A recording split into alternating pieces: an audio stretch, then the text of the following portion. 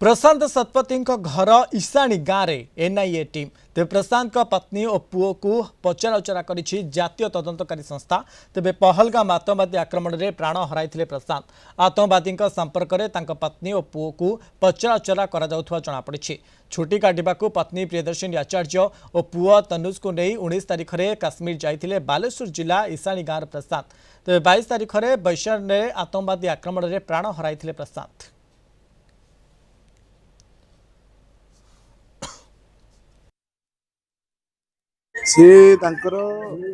से समस्त जो मैंने आतंकवादी थे से मैंने केमी कार्यकलाप स्टार्ट कले कौन कले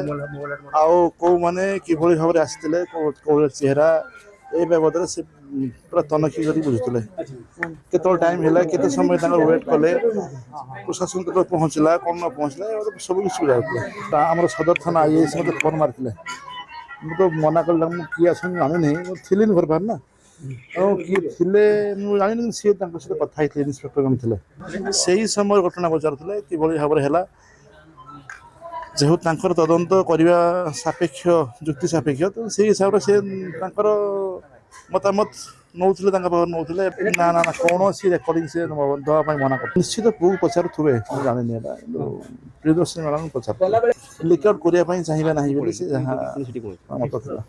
जे कि सी सदर थाना आईएएस सहित जो कथा होते सी भी